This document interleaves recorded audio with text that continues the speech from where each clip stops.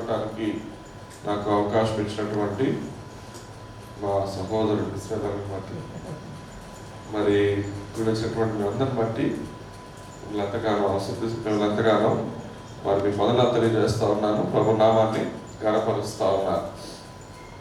మరి నూతన హాల్లో ప్రభు మనకి ఇచ్చినటువంటి మంచి స్థలంలో దేవుని ఆరాధించడానికి ఇరుకు నుండి దేవుడు విశాలతను కలుగు చేసినటువంటి వారు. మరి నిజమే, సంఘం అంటే ఒక స్థానికమైనటువంటి స్థలంలో ఉన్నది కాదు. సంఘము మన మధ్యలో ఉన్నది. కొరింథీయులకు రాసిన 2వ పత్రిక 6వ అధ్యాయము, కొరింథీయులకు రాసిన 2వ పత్రిక 6వ అధ్యాయము 16వ వచనంలో, కొరింథీయులకు రాసిన 2వ పత్రిక 6:16, దేవుని ఆలయమునకు విగ్రహములతో ఏమి పొందిక, మనము జీవము గల దేవుని ఆలయమై ఉన్నాము. మనము జీవము గల దేవుని ఆలయమై ఉన్నాము. అందుకు దేవుడు ఇలాగ సెలవిచ్చుచున్నాడు, నేను వారిలో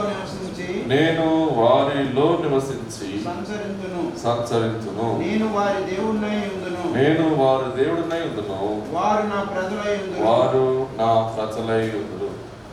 కావున చాలు థ్యాంక్ యూ బ్రదర్. దేవుని యొక్క నివాసము మనము.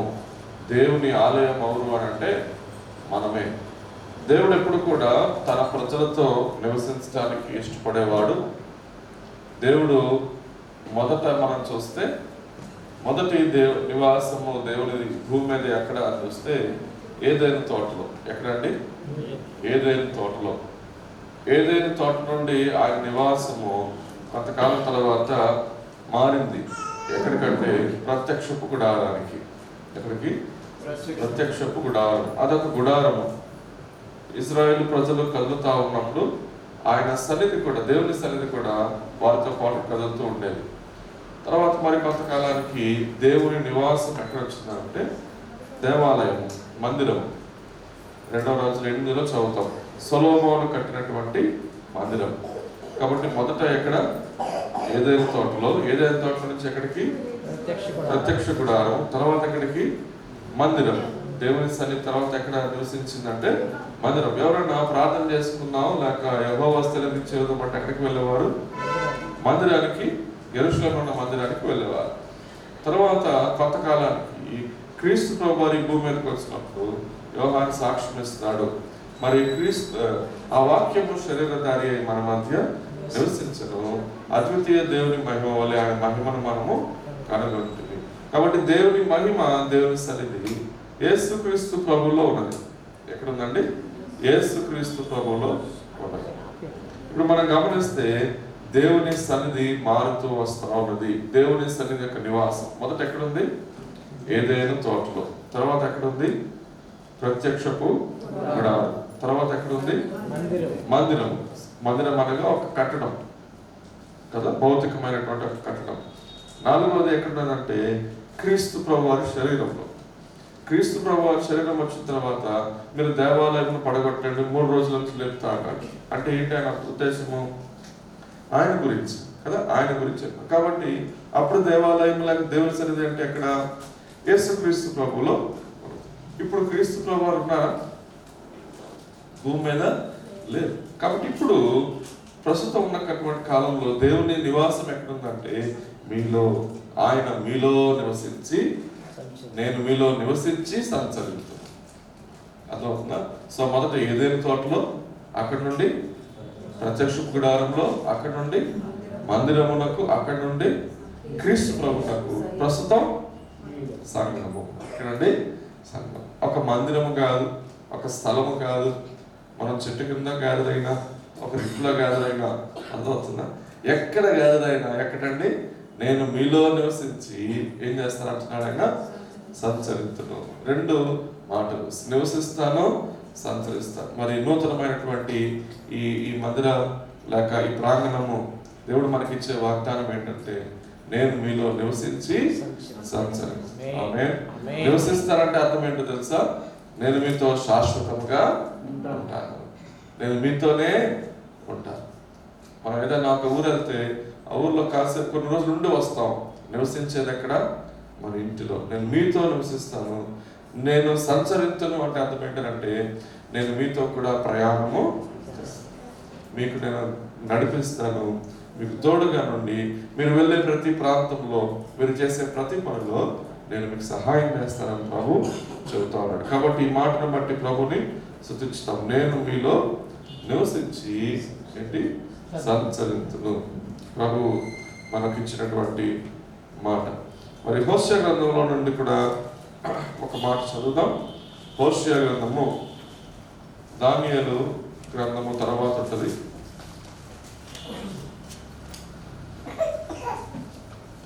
హోషేయ గ్రంథము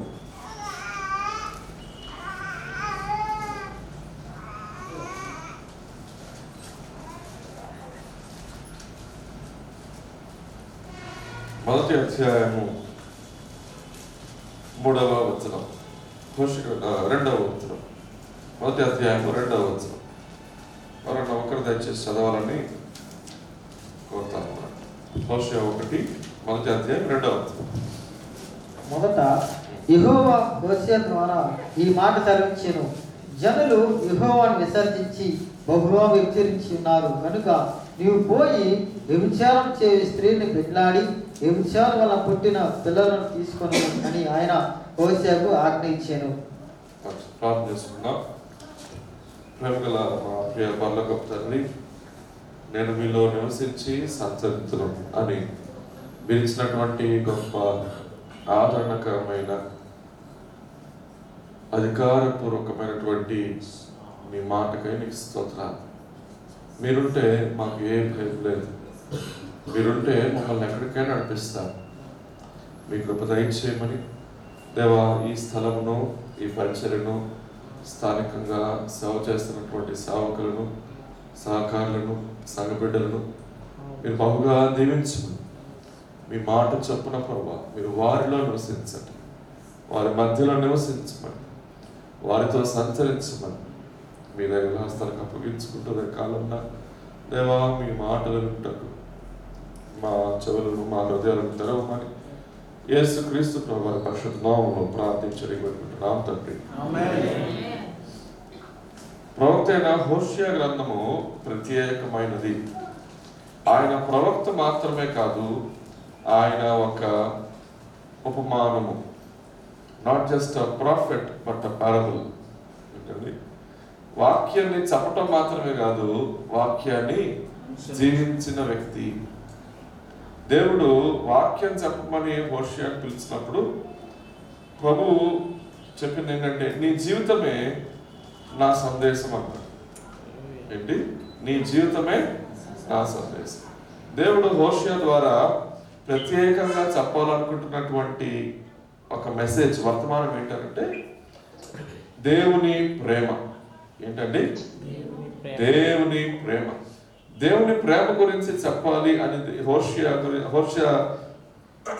ప్రవక్త ద్వారా దేవుడు అనుకున్నప్పుడు హోషేయకి దేవుడు ఇచ్చిన మాట ఏంటంటే, నీవు వెళ్ళి ఒక వేశ్యను వివాహం చేసుకోమంటాడు, ఒక వ్యభిచారిని వివాహం చేసుకోమంటాడు. వేశ్యను, ఒక ప్రవక్త వేశ్యను వివాహం చేసుకోవడం ఏంటి? దేవుడు అందరికి ఇట్లా చెప్పలేదే. ఇది అందరికి ఇవ్వబడిన ఆజ్ఞ కాదు పిల్లలు. మరి హోషేయ ప్రత్యేకంగా దేవుడు ఎందుకు చెప్పాడంటే, ఇజ్రాయేల్ పట్ల నా ప్రేమను నేను వ్యక్తపరచడానికి, నేను ఇజ్రాయేల్ ఎంత ప్రేమిస్తున్నానో చూపించడానికి నువ్వు వెళ్ళి ఒక వేశ్యను వివాహం చేసుకోమంటాడు. మరి ఈవిడ పేరు గోమెరు. ఈవిడ పేరు ఏంటండి? గోమెరు. ఈ గోమెరు దేవుని హోషేయ ప్రేమను పొందుకొని బిడ్డలు కంటది. తర్వాత కొన్నాళ్ళకి మరలా తన పాత వృత్తికి, తన పాత ప్రేమికుల దగ్గరికి వెళ్ళిపోతుంది. అప్పుడు హోషేయ, మరి దేవుడు చెప్తాడు హోషేయకి, నువ్వు మరలా వెళ్ళి క్రయం ఇచ్చి ఆమెను మరలా కొనుక్కొని వెనక్కి తీసుకుంటాను, మరలా ఆమెను ప్రేమించు, ఎందుకంటే నేను ఇశ్రాయేలును ఇలాగూ ప్రేమిస్తా ఉన్నాను. చాలా డ్రామాటిక్గా ఉంది కదా. అసలు ఒక వ్యక్తి జీవితంలో ఇలాంటి ఒక రిలేషన్షిప్ని, పవిత్రమైన సంబంధాన్ని దేవుడు ఇలా అనుమతించి, దీంట్లో ఉన్న ప్రేమను, దీంట్లో ఉన్నటువంటి కన్సిస్టెంట్ లవ్, ఎడతెగని ఎడబాయని ప్రేమను దేవుడు చూపిస్తాడు. ఏమంటున్నాడు? ఇది ఒక చిన్న ఉపమానం. హోషేయలాగా నేను ప్రేమిస్తా ఉన్నాను, గోమెర్ లాగా ఇశ్రాయేలు ప్రజలు నన్ను విడిచి వెళ్తా ఉన్నారు, కానీ నా ప్రేమ నిత్యమైన ప్రేమను చూపించడానికి దేవుడు అని అట్లా చేస్తా ఉన్నారు. సరే, దేవుని ప్రేమ ఈ గ్రంథంలో మనకు 3 విధాలుగా కనబడుతుంది. 3 విధాలుగా, 3 ways of seeing God's love. మొదటిది, దేవుని ప్రేమ ఎట్లా కనబడుతుంది అంటే 2వ అధ్యాయము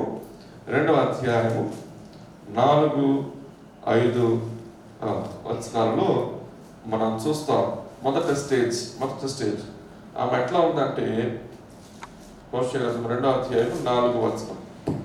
దాని పిల్లలు జార సంతతి ఉన్నారు.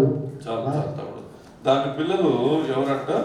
జార సంతతి అయినారు. కాబట్టి మొదటి స్టేజ్ లో మనం చూస్తే ఈమె ఎట్లా ఉంది అని అంటే, దేవుని ప్రేమ ఎట్లా ఉందంటే, దేవుడు ఒక వేశ్యను ప్రేమిస్తా ఉన్నాడు, జార సంతతి. ఈమె ఎవరంట? జార స్త్రీ అయి ఉన్నారు. కాబట్టి దేవుని ప్రేమ ఎట్లా పనిచేస్తుంది? 6వ వచనం. ముండ్ల కంచె, కలిసి చదువుదామా? ముండ్ల కంచె దాని మార్గములకు అడ్డము వేయుదును, దాని మార్గములో దానికి కనబడకుండా గోడ కట్టుదును. దేవుడు, ప్రేమించే దేవుడు ఏం చేస్తున్నాడంట? ముండ్ల కంచెను మార్గమునకు అడ్డముగా వేయుదును, దాని మార్గంలో దానికి కనబడకుండా గోడ కట్టుదును. ప్రేమించే దేవుడు ఏం చేస్తున్నాడండి? ముండ్ల కంచె వేస్తున్నాడా, తీసేస్తున్నాడా? కరెక్ట్ గానే ఉందా? ముండ్ల కంచెను వేసే ప్రేమ. చెప్పండి, ప్రేమ ఇది?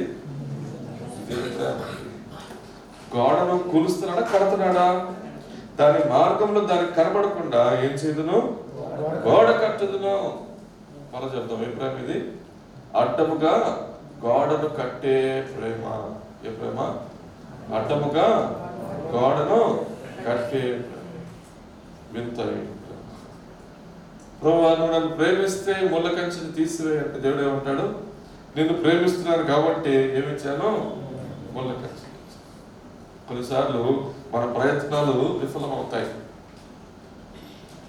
మనం అనుకుంటుంది సాధించలేక మధ్య దారిలో ఆగిపోతాం.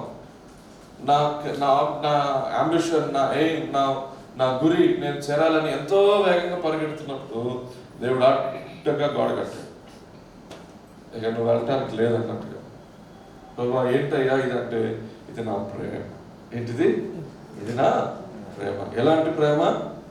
వింతైన ప్రేమ. ఎలాంటి ప్రేమ అనేది? మనుషులు చూపించే ప్రేమ లాంటి ప్రేమ కాదు. మనుషులు చూపించే ప్రేమ మన మానవ మేధస్సుకి ఈజీగా అర్థమైపోతుంది. మనుషులు చూపించే ప్రేమ ఇది ఇలా ఉంటుంది, అలా ఉంటుంది అని మనం ఊహించుకోవచ్చు, అంచనా వేయచ్చు. దేవుని ప్రేమను మనం ఏం చేయలేం, అసలు అంచనా వేయలేం. దేవుడు ప్రేమిస్తే ఇలా చేస్తానని మనం అంచనా వేయలేం. ఎందుకని? ఆయన ప్రేమ మన మేధస్సుకు, మన మానవ ఆలోచనకు మించినది. రండి, 9వ వచనం చదవడం కలిసి. కాబట్టి నా ధాన్యమును, నా ద్రాక్షరసమును వాటి కాలమున ఇయక దీని వద్ద నుండి తీసివేసెదను, దాని మాన సంరక్షణార్థమైన నారొచ్చును, జనపనారయు దానికి దొరకకుండా నేను ఉంచుకుందును. ధాన్యము, ద్రాక్షరసమును ఇస్తున్నాడా, తీసేస్తున్నాడా? ఇదే ప్రేమ. మళ్ళా చెప్పండి, ఏ ప్రేమ అండి? ధాన్యమును, ద్రాక్షరసముని ఇచ్చేది ప్రేమ మనకు తెలుసు ఇప్పుడు వరకు, అర్థమవుతుందా? కానీ ఇదే ప్రేమ. ఈయన ప్రేమను బట్టి ఏం చేస్తున్నట్ట? దాని ధాన్యమును, దాని ద్రాక్షరసమును ఏం చేస్తున్నాను? తీసివేయుదును. ధాన్యం అంటే వృత్తి, అంటే మన ఫుడ్, మన లైవ్లీహుడ్. ధాన్యం మన ఉద్యోగం, వ్యాపారం, నష్టం రావటం, కొన్నిసార్లు ఉద్యోగంను పోగొట్టుకోవటం. ద్రాక్షరసం అంటే జీవితంలో ఉండే సంతోషం కావచ్చు. దేన్ని చూసి ఆనందిస్తున్నావో, దేన్ని చూసి సంతోషిస్తున్నావో దాన్ని ఏం చేస్తాడంటే ఆయన తీసివేస్తాడంట. ఏంటన్నా మొదటి ఆదివారం ఇలాంటి వర్తమానం చెప్తున్నారు అనుకుంటున్నారు? ఇది వాక్యంలో ఉన్న మాటలు. మనం సిద్ధపడి ఉండాలి. కొన్నిసార్లు దేవుని ప్రేమను మనం ఇలాగే ఉంటుందని అనుకోకూడదు. కొన్నిసార్లు మనం ఆశ్చర్యపోతాం, ఏంటి ఇలా జరుగుతుంది నా జీవితంలో అని. ఆశ్చర్యపడవలసిన పని లేదు. దేవుడు ప్రేమిస్తే ఏం చేస్తాం? మొదట ముడ్ల కంచె వేస్తాం, తర్వాత ఏం చూస్తాం? అడ్డుగోడ కడతాడు, తర్వాత ఏం చూస్తాం? ధాన్యాన్ని తీసివేస్తాడు, తర్వాత ఏంటంట? సంరక్షణను ద్రాక్షరసం తీసివేస్తాడంట. తన మాన సంరక్షణమైన వస్త్రాన్ని కూడా దేవుడు ఏం చేసి ఉంటున్నాడు? నేను ఉంచుకుంటున్నాను, నేను దానికి ఏమో ఉంచుకుంటాను అంటున్నాడు. ఎందుకు దేవుడు ఇట్లా చేస్తా ఉన్నాడో మనకి ఇంకా ఆశ్చర్యం కలుగుతూ ఉండగా 12వ వచనంలో మరొక మాట, ఇవి నా విటకాండ్రు 12 ఇవి నా విటకాండ్రు నాకు ఇచ్చిన జీతం అని, అది తన ద్రాక్ష చెట్లను కూర్చి అంజూరపు చెట్లను కూర్చి చెప్పను కదా. ఇప్పుడు ఏమంటున్నాడు? నేను వాటిని లయపరచును, అడవి జంతువులు వాటిని భక్షించినట్లు వాటిని అడవి వలె. దేంటంట? ద్రాక్ష చెట్లు, అంజూరపు చెట్లు, వారి ఆస్తులు, వారి రాబడంతటిని ఏం చేస్తారంటాడు దేవుడు? పాడు చేతును లయపరుతును, పాడు చేతును లయపరుతును. ఏ ప్రేమ ఇప్పుడు చెప్పాలి? లయపరచే ప్రేమ. ఏ ప్రేమ అండి? ఇదేం ప్రేమ అండి? ముళ్ళ కంచి వేసే ప్రేమ, అడ్డుగోడ కట్టే ప్రేమ, ధాన్యమును ద్రాక్షరసమును తీసివేసే ప్రేమ, వస్త్రములను ఇవ్వని ప్రేమ, ఇంకా లయపరచు ప్రేమ. ఎందుకు దేవుడు అంటున్నాడో ఇక్కడ ఒక చిన్న హింట్ దొరికింది 12వ వచనంలో. ఆమె ఏమనుకుంటుందంట? ఇవి నా విటకాండ్రు నాకు ఇచ్చిన జీతం. మీరు గమనించాలి. అందుకే మన చదువు మన స్థితి ఎలా ఉందంటే వేశ్య మనస్సు. ఏ మనసు అండి ఇది? వేశ్య. పాపము కేవలం పాపముగా దేవుడు గుర్తించట్ల. పాపము దేవుడు ఏమంటాడంటే వేశ్యత్వం అంటున్నాడు, వ్యభిచారతనం, దేవుని విడిచి పాపం చేయడం. ఇర్మియా గ్రంథంలో ఈ మాటలు చాలా ఎక్కువగా ఉంటాయి. ఇర్మియా గ్రంథము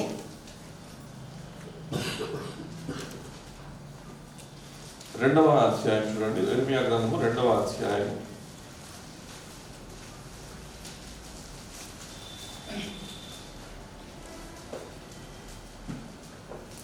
20వ వచనం. పూర్వకాలం నుండి నేను నీ కాడిని విరగొట్టి నీ బంధకములను తెంపివేస్తని, నేను సేవ చేయనని చెప్పుచున్నావు. ఎత్తైన ప్రతి కొండ మీదను పచ్చని ప్రతి చెట్టు క్రిందను వేశ్యవలే పీడించుచున్నావు. నీ పాపములన్నింటినీ ఎలా ఉన్నాయంటున్నాడంటే ఒక వేశ్యవలే నీవు క్రీడించుచున్నావని దేవుడు మరి ఆరోపణ చేస్తా ఉన్నాడు. పిల్లరా, దేవుని ప్రేమను విడిచిపెట్టడం. పాపం అంటే ఏంటి? దేవుని ప్రేమను విడిచిపెట్టడం. దేవుడు దాన్ని ఓర్వడు, దేవుడు దాన్ని సహించడు. ప్రేమించే దేవుడు ఖచ్చితంగా మరి ఆయన చేయాల్సింది చేస్తాడు. నిజముగా ప్రేమిస్తే ఏం చేస్తాడండి? తన భర్త భార్య సంబంధాన్ని దేవుడు అందుకే హోషేయ గ్రంథంలో ఉంచాడు. తన భార్య వేశ్యత్వానికి పాల్పడితే ప్రేమించే ఏ భర్త కూడా ఏం చేయడండి? పోనీలే అని ఊరుకోడు. పోనీలే అని ఊరుకుంటే ఏం లేనట్టు. మీకు అర్థమవుతుందా? అసలు తనకి ఏ చలనమే లేదనుకోండి, నా భార్య ఇష్టం వచ్చినట్టుగా తిరుగుతుంది, ఇష్టం వచ్చినట్టుతో స్నేహం చేస్తుంది అని ఒకవేళ ఒక భర్త మరి ఏం పట్టించుకోవట్లేదు అనుకోండి, ఏదో తేడా ఉంది వాళ్ళ సంబంధంలో. నిజమైన ప్రేమ రోషం కలిగిన ప్రేమ, కాల్చి వేసే ప్రేమ, దహించి వేసే ప్రేమ. అందుకని ప్రేమించే దేవుడు ఏం చేస్తాడంటే నువ్వు ఇలాంటి పని చేసావని చెప్తాను. 3వ అధ్యాయం చూద్దాం. 3వ అధ్యాయము ఇర్మియా గ్రంథంలోనే 3వ అధ్యాయంలో 3వ వచనం. కావున వానలు కురియక మానను, కడవరి వర్షము లేకపోయి ఉన్నది. అయినను నీకు వ్యభిచార స్త్రీ ధైర్యము వంటి ధైర్యము గలదు. వానలు ఏమైపోయి సిగ్గుపడి నల్లకున్నావు. Thank you brother. వానలు కురవటం ఆగిపోయినాయంట, కడవరి వర్షం కూడా ఆగిపోయిందంట. దేవుడు ఏమంటాడంటే అయినను నీ ధైర్యం ఎట్లా ఉందంట? వ్యభిచారి స్త్రీకి ఒక ధైర్యం ఉంటుందండి, సిగ్గుపడదు. దేవుడు అంటున్నాడు, బాధతో అంటున్నాడు, నీ ధైర్యం ఎట్లా ఉంది? ఇంకా సిగ్గుపడక దేవుని దగ్గరికి తిరిగి రాక నీవు అట్లా ఉంటా ఉన్నావు. 51వ కీర్తనలో 51వ కీర్తన మనకు తెలుసు. దావీదు ఆ కీర్తన రాసుకున్నాడు. ఎందుకు రాసుకున్నాడు ఆ కీర్తన తెలుసా? దావీదు ఏం చేశాడండి? పాపం చేశాడు. ఏ పాపం చేశాడు? బత్షెబాతో మరి వ్యభిచార సంబంధమైన పాపం చేశాడు. కానీ ఆ కీర్తన అంతా మీరు చదివితే ఒక్క చోట కూడా ప్రభువా నేను బత్షెబాకు వ్యతిరేకంగా పాపం చేశాను అండు. ఒక్కసారి కూడా ప్రభువా నేను ఊరియాకు వ్యతిరేకంగా పాపం చేశాను, అతి చేసిన అండు. ఏమంటాడు తెలుసా ఆ కీర్తనలో? దేవా నీకు కేవలం నీకే విరోధముగా నేను దావీదు గుర్తించాడు. ఏమనంటే నా పాపము మనుషులకు వ్యతిరేకంగా, ఎవరికి వ్యతిరేకంగా? దేవునికి వ్యతిరేకంగా. నువ్వు పాపం చేస్తున్నావు అంటే ఏం పోయిందన్నమాట? ప్రేమ. ఏం తగ్గిపోయింది? నీ నీ హృదయంలో మొదటి స్థానం నాకు లేదు అని దేవుడు అంటున్నాడు. నీ హృదయంలో ఏం లేదండి? ఎఫ్ఎస్సి పత్రికలో, ఎఫ్ఎస్సి సంఘానికి ప్రకటన గ్రంథంలో దేవుడు హెచ్చరిక చేస్తాడు. ఏమని? ఇదిగో నీకు మొదట ఉన్నటువంటి ప్రేమ ఇప్పుడు నీకు క్రియలు ఉన్నాయి. ఏమున్నాయి? క్రియలు ఉన్నాయి, కానీ ఏం లేదంట? ప్రేమ లేదంట. ఒక ఇంట్లో కొత్తగా పెళ్ళయిందంట ఒక ఆవిడ. మరి కోడలు ఇంటికి వచ్చింది. ఇంటికి వచ్చిన కోడలు అత్తకు చాలా మర్యాద చేస్తా ఉందంట. అత్తగారు మీరు ఏ పని చేసి కూర్చోండి అంటుంది. టీ తాగి అక్కడ కప్పు అక్కడ పెడితే టేబుల్ మీద గవగబా వచ్చి టీ పట్టుకెళ్ళి అందుకు వెళ్ళిపోయి కడిగేస్తున్నారు. పర్లేదమ్మా నేను చేస్తానంటే అత్తగారు మీరు ఏ పని చేయకూడదు అని చెప్పి అన్ని పనులు చేసి పెడుతుందంట. సంవత్సరం తిరిగింది. ఎంత? సంవత్సరం అయింది. ఇప్పుడు అత్తగారు బయట సోఫాలో కూర్చొని ఉన్నారు. కోడలు గారేమో లోపల అంట్లు కడుగుతా ఉన్నారు. సౌండ్లు అవుతా ఉన్నాయి, సౌండ్లు అవుతున్నాయి. ఆవిడ అంటుంది, కోడలు అనుకుంటుంది ఈ ముసలి పని చేయదు, అలా కూర్చుంటుంది అని చెప్పి గట్టిగా ఆవిడ కనబడేలాగా సొరుగుతూ గొరుగుతూ, ఎందుకని? ఇంట్లో చనిపోవాలని. అలా గొరుగుతూ సరుగుతూ ఏం చేస్తుంది? పని చేస్తుంది. పని చేస్తుందా లేదా? ప్రేమ ఉందా లేదా? పని వేరు, ప్రేమ వేరు. అందుకనే ప్రకటన గ్రంథంలో ప్రభు అంటున్నాడు మాట. చూడండి, ప్రకటన గ్రంథము 2వ అధ్యాయము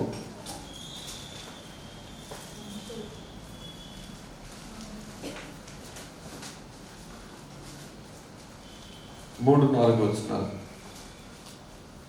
నీవు సహనం కలిగి నా నామ నిమిత్తం భారం భరించి అలయలేదని నేను ఎరుగుదును. అయినను మొదట నీకుండిన ప్రేమను నీ వదిలించమని నేను నీ మీద తక్కువ ఒకటి మోపవలసి ఉన్నది. నీ క్రియలు ఉన్నాయి కానీ నీలో ఏం లేదంట? మొదట నీకుండిన ప్రేమ. సంవత్సరం గడిచేసరికి కోడలకు ఏమవ్వాలి? ఇంకా ప్రేమ పెరగాలి. ఇప్పుడు ఏమైపోయిందండి? ప్రేమ చల్లారినది. అనేకుల ప్రేమ ఏమైపోయిందంట? చల్లారిందంట. నా పాస్టర్ గారు చెప్తా ఉంటే నాకు బాధ అనిపించింది. 10 సంవత్సరాలు సేవకుడు అలా చెప్తాం, చాలా బాధ అనిపిస్తుంది. ఎప్పుడు మనం దేవుని పనిలో విత్తుతాం? ఏమున్నప్పుడు? ప్రేమ ఏమున్నప్పుడు అండి?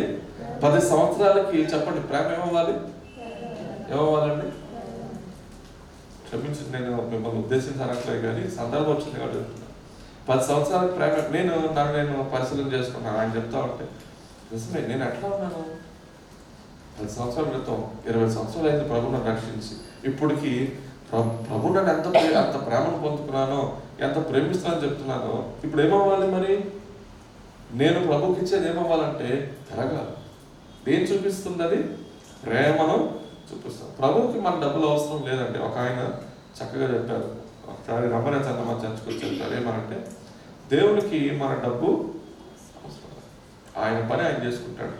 మనము దేవునికి ఇచ్చినప్పుడు ఆయన ఆయన్ని మనం ప్రేమించే విధానం చూపిస్తారు. ఒక ఉదాహరణ ఇక్కడ ఏమనంటే, ఒక ఆఫీస్లో పనిచేసాక ఆయన మరి రోజంతా కష్టపడి సాయంత్రం వచ్చేటప్పుడు ఒక 10 రూపాయలు పకోడీ, 10 రూపాయలు ఏంటి పకోడీ కట్టించుకొని ఇంటికి వచ్చాడు. ఇంటికి వచ్చి తన చిన్న పాపకి, తన కూతురికి పకోడీ ఇచ్చాడు.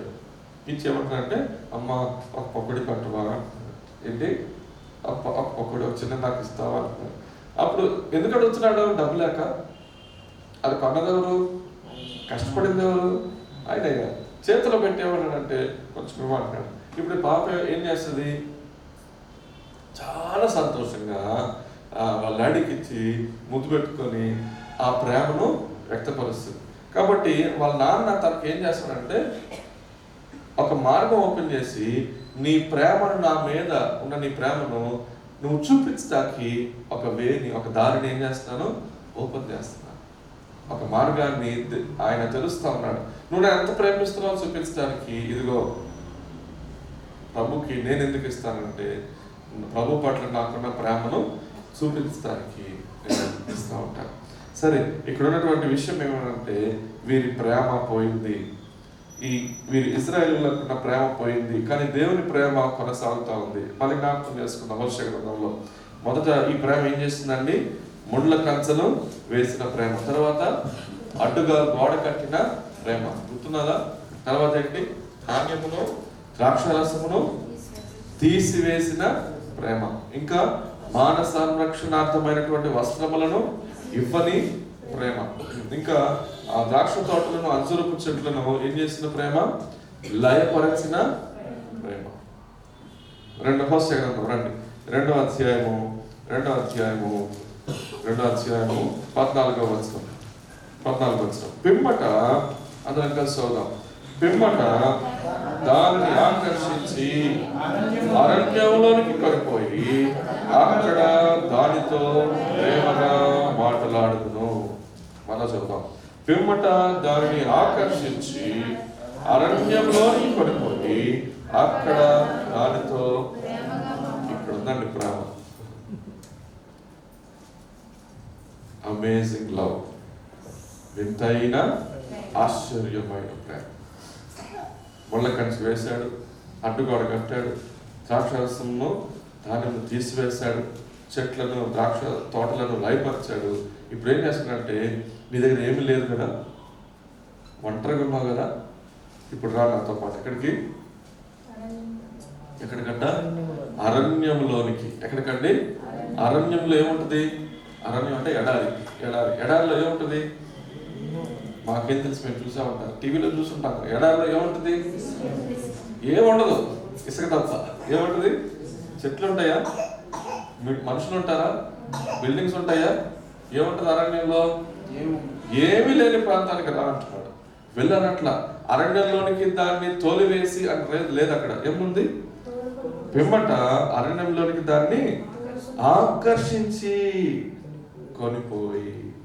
దేవుడు ఏమంటాడంటే, ఎలా పోదామని చెప్పి మరి చెయ్యి పట్టుకొని ఏం చేస్తాడంట, తీసుకువెళ్తాడంట. అడ్డుగా ఇంకెట్టడానికి మార్గాలు లేవుగా, ఇంకేమి సంతోషించడానికి అవకాశం లేదుగా. ఇక నేను బిజీగా ఉన్నానంటే, నా ఉద్యోగం, నా వ్యాపారం అవి కూడా లైవ్ అయిపోయాయిగా. ఇప్పుడు ఏం చేయాలి, నీ బాధలు పడాలని అన్నట్ట ఏం చేస్తాడట, చేపట్టుకుని, నువ్వు నాకు కావాలి, ఐ వాంట్ యూ, ఇవన్నీ నేను నీకు ఇచ్చింది నువ్వు నాకు ఆకర్షించబడతావని, నువ్వు నాకు కావాలి కనుక రా అని చేపట్టుకొని ఎక్కడ తీసుకెళ్తాడట, అరణ్యంలో కొనిపోయి ఏం చేస్తాడంట, పిమ్మట దాన్ని ఆకర్షించి అరణ్యంలోకి కొనిపోయి అక్కడ దానితో ప్రేమగా మాట్లాడను. God will give his word. వింతైన ప్రేమ, మాట్లాడే ప్రేమ. ఏ ప్రేమ అనేది, మాట్లాడే ప్రేమ. ప్రభువా మాట్లాడేది ఇక్కడే మాట్లాడచ్చు కదా, ఎక్కడ అన్నీ ఉన్నాయి, ఇక్కడే బాగుంది కదా, ప్రభు అట్లా మాట్లాడు. నీ జీవితంలో అరణ్య అనుభవాన్ని కలుగచేసేది ఆయన ప్రేమను బట్టి. If God makes you alone, friends ఎవరు లేరన్నా, మా బంధువులందరూ నన్ను మోసం చేసి విడిచిపోయారన్నా, ప్రైజ్ ది లార్డ్, ప్రభు ప్రేమ. ఏంటంటే ఇది ప్రభు ప్రేమ. నా అనేవారే లేదు, నేను నమ్మిన వాళ్ళే నన్ను మోసం చేశారు, దేవుని ప్రేమ. ఏమంటాడు దేవుడు, ఇదిగో నిన్ను ఆకర్షించి ఎక్కడ తీసుకెళ్తున్నాను, బంధువులు స్నేహితులు లేని అరణ్యంలోకి తీసుకువెళ్తున్నాను నేను అన్నా. నేను అక్కడికి వెళ్ళిన ఓటమి కలుగుతా ఉంది, ఓటమి చూస్తా ఉన్నాను. ప్రైజ్ ది లార్డ్, ప్రభు ప్రేమ. సంవత్సరం దేవుడు నిన్ను ఒక అరణ్యంలో తీసుకోవాలి. ఎందుకంట అక్కడ నిన్ను ఒంటరిగా ఉంచమని కాదు, ఎవరూ లేని ప్రాంతంలో నువ్వు ఆయన కలిసి ఉండడానికి. ఒంటరిగా ప్రభుత్వ సమయాన్ని గడుపుతున్నావా, ఉదయం లేచి ప్రభుత్వ కొంత సమయాన్ని గడుపుతున్నావా? ఆ సమయాన్ని ఎలా గడుపుతున్నావు? అరణ్యంలో ఉన్నప్పుడు, ఎడారిలో ఉన్నప్పుడు నా జీవిత అనుభవం ఏంటంటే, అబ్బా ప్రభుత్వం గడిపే సమయము ఎంతో ఆశీర్వాదకరంగా ఉంటుంది. మనకున్న సమస్య, బైబిల్లో ఒక వచనం ఉంది, అన్ని బైబిల్ అంతట్లో నాకు ఎంతో భయం కలిగించిన వచనం. యవన కాలంలో ఆ వచనం చదివినప్పుడు ఒక ఆయన వాక్యం చెప్తున్నప్పుడు విని చాలా భయపడ్డాను. 2వ రాజుల గ్రంథం 11వ అధ్యాయము 3వ వచనం. The most dangerous of tragic words in the Bible for me. 2వ రాజులు 11:3. 2వ రాజులు 11:3 చదువుతారు ఒకసారి. అతల్య దేశమును ఏలుచుండగా ఇతడు 6 సంవత్సరములు యెహోవా మందిరమందు గాదితో కూడా దాచబడి ఉండెను. 7వ సంవత్సరమందు యెహోయాదా సారీ మొదటి రాజు సొలొమోను గురించి క్షమించండి. మొదటి రాజు 11:3. అతనికి 700 మంది రాజకుమార్తెలైన భార్యలను 300 మంది ఉపపత్నులను కలిగి ఉండేది. ఎంతమంది అంటే సొలొమోను గురించిన మాట. 700 మంది భార్యలు, ఎంతమంది? 300 మంది ఉపపత్నులు. ఏమనుకుంటాం మనం? అబ్బా గొప్పడని అనుకుంటామా? ఏం తర్వాత మాట చూడండి. అతని భార్యలు అతని హృదయమును త్రిప్పి వేసిరి. ఇదండి అన్నిటికంటే విచారకరమైన వేదనకరమైన మాటలు. అతని భార్యలు అతని హృదయమును ఏం చేశారంట? యెహోవా మీద నుండి త్రిప్పివేశారంట. హృదయము తిరిగిపోయిన తర్వాత ఆ వ్యక్తి జీవితం ఇంకా బ్రతికి ఉపయోగం ఏముంది? ఏమైపోయింది? హృదయము త్రిప్పివేయబడింది, ప్రేమ పోయింది. దేవుళ్ళారా, అలాగా ప్రేమ పోగొట్టుకున్నటువంటి మనలను ప్రభు ఏం చేశాడంట? ఆ పిమ్మట ఆకర్షించి, ఎక్కడికి? అరణ్యమునకు ఆకర్షించి అక్కడ దానితో ప్రేమగా మాట్లాడుదును. ఆయన మాటనిస్తాడు. మొదట హోషేయ గ్రంథంలోకి వెళ్దాం, తర్వాత మాటనిచ్చి 2వది 15వ వచనం. అక్కడ నుండి 15 అక్కడ నుండి దానిని తోడుకొని వచ్చి. హోషేయ 2:15. ఎక్కడి నుండి? అరణ్యంలో ఉండిపోతావా? ఉండిపోబడ్డ. అక్కడ నుండి తోడుకొని వచ్చి, తోడుకొని వెళ్తాడు, తోడుకొని చెప్పండి, అరణ్యంలోనికి తోడుకొని వెళ్ళిన దేవుడు అక్కడ నుండి తోడుకొని మళ్ళీ ఏం చేస్తాడు? ఉందన్న ఆ మాట ఉంది. తోడుకొని వచ్చి దానికి ఏమిస్తారంట? ద్రాక్ష చెట్లు నెత్తును, ఆమోరు అనగా శ్రమగల లోయను నిరీక్షణ ద్వారముగా చేస్తాను. భార్యమున ఐగుప్తు దేశం నుండి అది వచ్చినప్పుడు నా మాట వినట్లు ఇచ్చట నుండి అది నా మాట వినును. బాల్యమున ఐగుప్తు దేశం నుండి వచ్చినప్పుడు నా మాట ఎలా విన్నాను? బాల్యం అంటే ఏంటో తెలుసా? ఇంకా వివాహం కాకముందు ఒక కన్యకగా ఉన్నప్పుడు అది నన్ను ఎలా ప్రేమించి నా మాట ఎలా విన్నానో ఇప్పుడు నా మాట అలా ఉంటుంది. వేశ్య ఒక్కసారి వేశ్య అయితే జీవితకాలం ఏమవుతుందండి? వేశ్యగానే ఉంటుంది, అవునా కదా? ఒక కన్యక వ్యభిచారం చేస్తే ఏమంటారు? అన్నం వేశ్య. ఎంతవరకు? జీవితకాలం వరకు ఏంటమే? వేశ్య. వేశ్య కన్యకగా మారుతుంది ఎక్కడైనా? వేశ్య కన్యకగా కైనా harlot be turn into virgin. ఒక వేశ్య కన్యకగా మారటం అసాధ్యం, సిలువకు తప్ప. ఎక్కడండి? సిలువలో ఏం జరుగుతుందో తెలుసా? ఒక వేశ్య బ్రతుకైన మన బ్రతుకును దేవుడు ఏం చేస్తాడండి? కన్యకగా మారుస్తాడు. అందుకని ఇక్కడ రెఫరెన్స్ ఏమవుతుందంటే ఆకోరు లోయ నిరీక్షణ ద్వారముగా చేశాడు. ఆకోరు అనేది ఎక్కడ లోయ తెలుసా? యెహోషువ గ్రంథంలో హాయ్ అనే పట్టణాన్ని వారు జయించలేనప్పుడు, ఎందుకు జయించలేమని వారు ఆరా తీస్తే ఒక అతను శపితమైన వస్తువులను దాచిపెట్టుకుంటాడు. అతని పేరేమి? ఆకాన్. Very good, Achan. చీట్లు వేసి అతని పేరు వచ్చిన తర్వాత ఆకాన్ ఇంటి వారిని, ఆకారు ఆస్తినంతటిని ఒక లోయలో వేసి రాళ్ళతో కొట్టి చంపి దానికి మంట పడతారు, కాల్చి వేస్తారు తన కొడనంతా. కాల్చివేసి ఆ లోయకు ఒక పేరు పెడతారు. ఏ లోయ తెలుసా అది? ఆకోరు లోయ. ఏ లోయ అండి? పాపమునకు శిక్ష విధించబడిన లోయ. దాని పేరు ఏంటంటే శ్రమ గల లోయ. ఏ లోయ అండి? శ్రమ పొందబడిన లోయ. శిక్ష అంతా పాపం యొక్క ఫలితాన్ని అనుభవించిన లోయ. ఈనాడు మనకి ఆత్మలు ఎక్కడ తెలుసా? మన ఆత్మలు ఎక్కడండి? సిలువలో. యేసుక్రీస్తు ప్రభువు వారు కలువరి సిలువలో ఎలాడినప్పుడు ఆయన మన శిక్ష అంతటిని భరించాడు. శిక్ష అంతటిని భరించాడు. ఇక్కడ రాబడిన మాట ఏంటంటే ఆకోరు లోయ. హోషేయలో ఉన్నాం. హోషేయ 2:15. ఆకోరు లోయను ఎలా చేస్తారంట? నిరీక్షణ ద్వారము. ఏంటంట? నిరీక్షణ ద్వారము. వేశ్యను దేవుడు ఏం చేశాడు? కన్యకగా. నేను అరణ్యంలోకి వెళ్ళిన తర్వాత జరిగిన సంఘటన ఏంటంటే, నేను దాంతో ప్రేమగా మాట్లాడాను, వెనక్కి తీసుకొచ్చాను, శిలువను ఆశ్రయించింది. ఇప్పుడు ఏమైపోయింది? నూతనముగా. ఈ నూతన సంవత్సరమున దేవుడు మనకి ఏమిస్తాడండి? నూతన ప్రారంభం, న్యూ బిగినింగ్.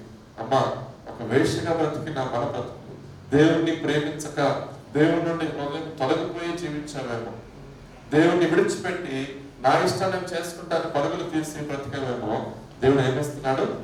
ఒక నూతన ప్రారంభం. ఇదిగో నీవు కన్యకమని ప్రభు మాట్లాడుతూ ఉన్నాడు. మనం చేయవలసింది ఏమైనా ఉందా? మనం కన్యకగా మారటానికి మనం చేయవలసిందేమి? అంత ఆయనే చేసి సమాప్తమైనదని సిలువలో ఆయన ప్రకటించాడు. మరి మొదట ఎట్లా ఉన్నాడు? మొదటి స్టేజ్ ఏంటి? వేశ్య, ఇశ్రాయేల్. తర్వాత ఏమైంది? కన్యక. ఇది చాలా ఆశ్చర్యం. ఇది చేయటమే గొప్ప. ఇది గొప్ప ఆశీర్వాదం. ప్రభువా, ఒకప్పుడు వేశ్యగా ఉన్న నన్ను ఏం చేసావు? నన్ను కడిగావు, నీ రక్తంలో కడిగి శుద్ధిపరిచావు. అంతవరకు దేవుడు ఆపకుండా మరొక వాగ్దానాన్ని దేవుడు ఇస్తాడు. 2వ అధ్యాయము 19వ వచనం. నీవు నిత్యము నాకున్నట్టు నేను నీతిని బట్టి తీర్పు తీర్చుకోవలను, దయాదాక్షిణ్యములు చూపుట వలనను నిన్ను ప్రధానము చేసుకుంటున్నాను. 20వ వచనం కూడా. నీవు యెహోవాను ఎరుగునట్లు నేను నమ్మకమును బట్టి నిన్ను ప్రధానము చేసుకుందును. ఇప్పుడు ఏమైపోయింది? మొదట వేశ్య. చెప్తున్నారా? నాతో వింటున్నారా? మొదట ఏమైంది? వేశ్యగా ఉండింది. వేశ్య నుంచి ప్రభు ఎట్లా మార్చాడు? కన్యకగా. కన్యకను ప్రభు ఎట్లా చేస్తాడు? ఒక వధువుగా. ఏంటి? నువ్వు ఎవరో కన్యకవు కాదు, నీవు నా దానవు. నువ్వెవరో కన్యకవు కాదు, నీవు నా దానవు. నేను నిన్ను ఏం చేస్తున్నాను? ప్రధానము చేస్తున్నాను. నేను నిన్ను విడిచిపెట్టట్లా. నేను నీకు ఒక సంరక్షణ ఇస్తా ఉన్నాను. నేను నీకు ఒక గౌరవం ఇస్తా ఉన్నాను. ఆయన మాటలు చెప్పాలంటే నేను నిన్ను ప్రధానము చేసుకున్నాను. 19. నీవు నిత్యము నాకుండినట్లు నేను నీతిని బట్టి తీర్పు తీర్చుకోవాలను. దేన్ని బట్టి అంట ప్రధానం చేసుకుంది ఆయన? నా నీతి. ఎవరి నీతిది? దేవుడు. నా నీతిని బట్టి నేనేం చేశాను? తీర్పు తీర్చాను. నా కుమారుడిని పంపి సిలువలో నీ పాపక్రియలన్నిటిని తీసివేశాను, తీర్పు తీర్చాను కనుక ఆ తీర్పు వలన నేను ఇప్పుడు ఏం చేస్తున్నాను? ప్రధానము చేసుకుంటున్నాను. ఇదిగో ఇక మరలా ఎన్నటికీ కూడా నీవు ఆ బాధను దయాదాక్షిణ్యములు నీకు చూపటం వలన నేను ప్రధానము చేసుకున్నాను. యెహోవాను ఎరుగునట్లు నమ్మకమును బట్టి ఏం చేస్తానంటున్నాడు? ప్రధానము చేసుకున్నాను. మొదట ఎవరు అయింది? మనం వేశ్యగా ఉన్నాం. తర్వాత ఏమయ్యాం? కన్యక అయ్యాం. ఇప్పుడు ఏమయ్యాం? వధువుకు ఒక బాధ్యత ఉంది. ఏంటి? వధువు ప్రధానం చేయబడాలి. ఇప్పుడు మనకి వివాహం అవ్వాలి. ఇంకా మనందరికి కూడా ప్రభుత్వం ఇంకా వివాహం అవ్వాలి. వివాహం 2వ రాకడలో గొర్రెపిల్ల వివాహం. ఇప్పుడు ఏం చేయబడ్డాం? మనం ప్రధానం చేయబడ్డాం. చెప్పండి, ఏం చేయబడ్డాం? ప్రధానం చేయబడిన మనము ఎవరి కొరకు జీవించాలి? మన మనసులో ఎవరు ఉండాలి? ప్రభు మనసు. సంవత్సరం అంతట్లో ప్రభు మనం అలాగూ దీవించగా. కాబట్టి రండి ఒకసారి జ్ఞాపకం చేసుకో. ఎలాంటి ప్రేమ? మొదట ఏం ప్రేమ? ఏం చూస్తాం? మూడుల కంచె వేసిన ప్రేమ, అడ్డుగోడ కట్టిన ప్రేమ, ధాన్యము ద్రాక్షరసమును తీసివేసిన ప్రేమ, ద్రాక్ష తోటలను అంజూరపు చెట్లను లయపరిచిన ప్రేమ. అంత మాత్రమే కాదు, ఏంటి? ఆకర్షించిన ప్రేమ, అరణ్యములోనికి కొనిపోయిన ప్రేమ, మనతో మాట్లాడిన ప్రేమ, మరలా వెనక్కి తీసుకొచ్చిన ప్రేమ, ఆకోరు శ్రమగల లోయను నిరీక్షణ ద్వారముగా మార్చిన ప్రేమ, వేషను కన్యకగా ఒక అద్భుతం చేసి వేషను మరలా కన్యకగా చేసిన ప్రేమ, ఆ కన్యకను ఏం చేసుకున్న ప్రేమ ప్రధానం చేసుకుని ఒక కవనెంట్లోకి ఎంటర్ అయ్యి you are mine for ever, నువ్వు నిత్యము నాకు ఉండినట్లు, నువ్వు ఎన్నడూ నన్ను విడిచిపెట్టుకుంటున్నట్లు, నువ్వు నాతోనే ఉండినట్లు మరలా ఏం చేసుకున్న ప్రేమ, నిబంధన చేసుకున్న ప్రేమ. ఈ ప్రేమ ప్రతిగా ఈ ఉదయకాలంలో మనం ఏమిద్దాం, ఈ మాటలన్నీ విని మనం ఏం చేద్దాం, చాలా బాగా చెప్పారండి, దేవుని ప్రేమ, దేవుడు ఎంతో ప్రేమిస్తున్నాడు కాబట్టి వెళ్ళి నా ఇష్టానుసారం నేను జీవిస్తాను అందమ్మా. ప్రభా నీ ప్రేమ అంతా గొప్పగా, నీ ప్రేమకు ప్రతిగా నిరంతరం నేను నిన్ను ప్రేమించినట్లుగా మీరు నాకు సహాయం చేయాలని మనం సమర్పించుకొని ప్రార్థన చేసుకోండి. దయచేసి తల నుంచి కన్ను మూసుకున్నట్లయితే ప్రార్థన చేసుకుందాం. తల ఉంచుదాం, కన్ను మూసుకుందాం. ప్రభు ప్రేమను మనం గుర్తిస్తే ఆయనకు అప్పగించుకోవటానికి ప్రభు వల్ల మన ముందు ఉంటా ఉన్నది, మనం ప్రభు వాళ్ళ చుట్టూ చేరి ఉన్నాం. ఆ ప్రేమను సిలువలో ఆయన పొందిన శ్రమలను జ్ఞాపకం చేసుకుందాం.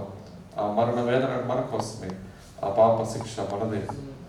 ప్రభు నిన్ను నన్ను ప్రేమించి ఆ శిక్షణ పొందాడు, నన్ను జ్ఞాపకం చేస్తకై దీనిని చేయడని చెప్పాడు. మీరు దీనిలో త్రాగినప్పుడల్లా నన్ను జ్ఞాపకం చేస్తకై దీన్ని చేయడం. ప్రభు ప్రేమ జ్ఞాపకం చేసుకున్నాం. ఈ సంవత్సరంలో మొదటి ఆరాధన ప్రేమను సరి చేసుకున్నాం. ప్రభా నువ్వు నన్ను నీ కోసం ప్రధానం చేసుకున్నావయ్యా. దిక్కు లేని నన్ను ప్రేమించాను, అర్హత లేని నన్ను ప్రేమించాను. నీ ప్రేమకు చిహ్నంగా ఈ రొట్టె రాక్షసులో పాలు పొందుతుండగా ఈ ప్రేమలో కొనసాగుటకు సహాయం చేయండి. ప్రార్థిస్తున్నాను. Thank you, Lord. Thank you, Jesus.